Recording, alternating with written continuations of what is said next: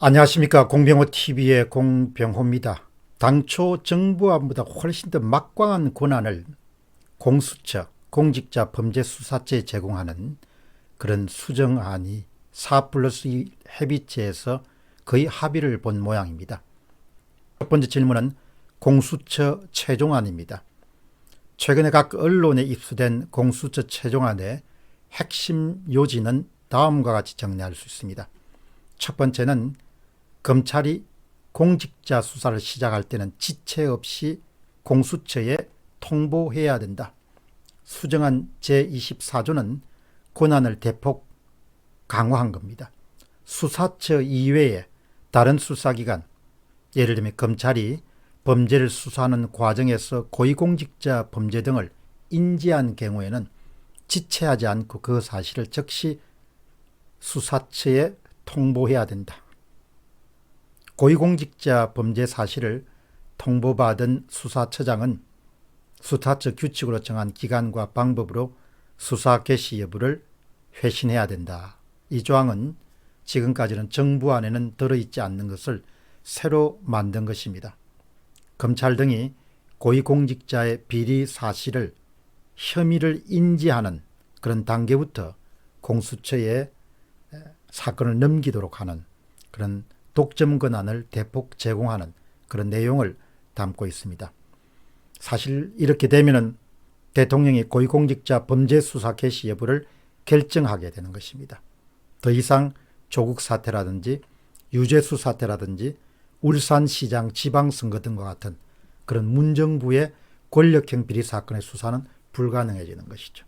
원천적으로 이 정부의 비리를 모두 덮고 말겠다는 것입니다. 두 번째 핵심 포인트입니다. 검찰로부터 사건 이첩 요구 권한을 공수처에 인정하고 있습니다. 정부의 원래 원안은 이렇습니다.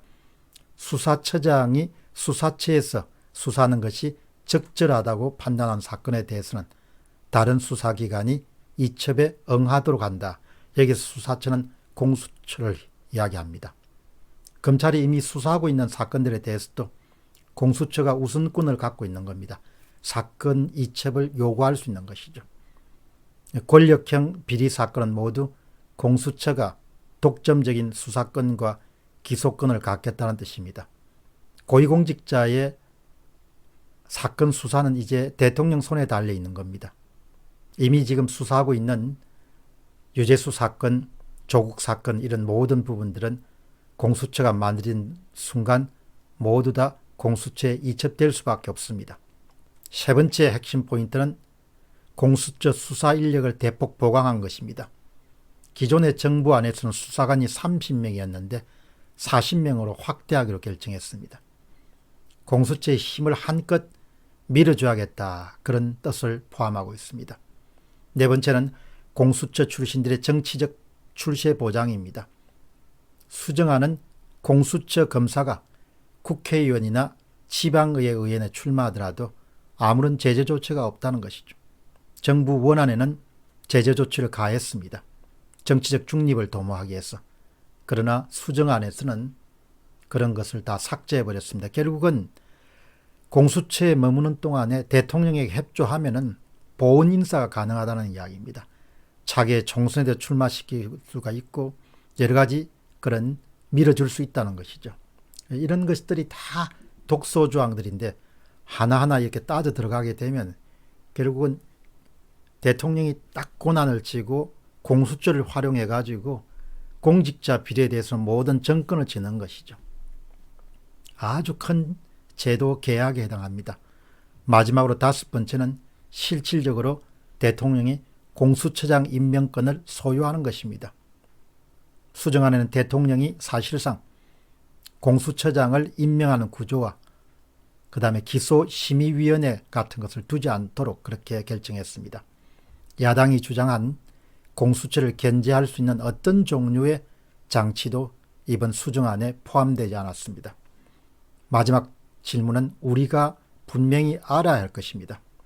결국 문재인 정부는 재임 기간 동안 벌였던 일들에 대한 검찰 수사를 원천적으로 막기 위해서 공수처를 만들고 있음을 알 수가 있습니다. 문재인 정부 동안 일어난 모든 사건들은 바깥으로 나가지 않도록 하겠다는 것이죠. 그게 공수처를 만든 가장 중요한 이유입니다. 검찰을 무력화시켜버린 겁니다.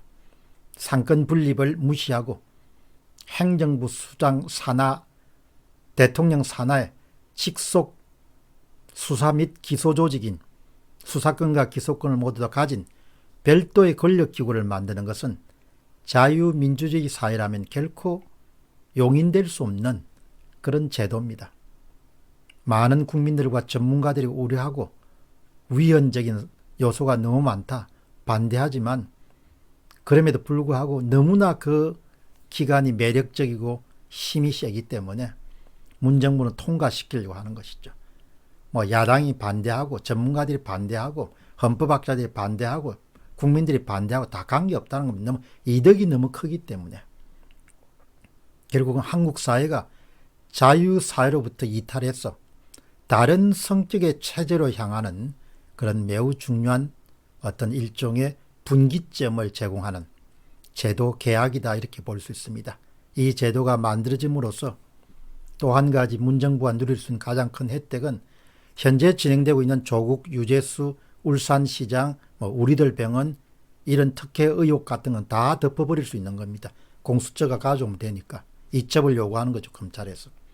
동시에 앞으로 발생 가능한 모든 사건들을 다 덮어버릴 수 있는 겁니다. 대통령이 좌지우지할 수 있는 공수처장을 갖고 있기 때문에 국민들의 큰 우려에도 불구하고 여당은 4+1 협의체를 통해서 이 제도를 강행할 것으로 봅니다. 이 제도가 있어야 집권 후반기를 넘길 수가 있으니까. 그래서 이번에 만들어진 공수처는 그냥 공수처가 아니고 슈퍼 공수처입니다. 슈퍼 공수처고 이제 시간이 가면서 공수처안이 점점 자리를 이렇게 잡아가면서 이제 확실해지는 것은 공수처가 사람들이 설마 하고 그걸 걱정했던 청와대 비리 보호처로 작동될 수밖에 없겠구나. 그런 것을 더 확실하게 확인할 수 있는 그런 것이 바로 지금 수정안입니다. 정부와 4+1 협의체가 거의 막판에 수정안으로 만든 것 자체가 슈퍼 공수처가 비리를 덮고 비리를 은폐하고 비리가 더 이상 수사가 되지 않도록 만든 그런 제도인 거죠. 자유사회에서는 절대로 용인될 수 없는, 그럼 자유사회가 아니면 어떤 사회냐요? 그 어떤 사회로 대한민국이 가는 겁니다. 공병호 TV의 공병호였습니다. 감사합니다.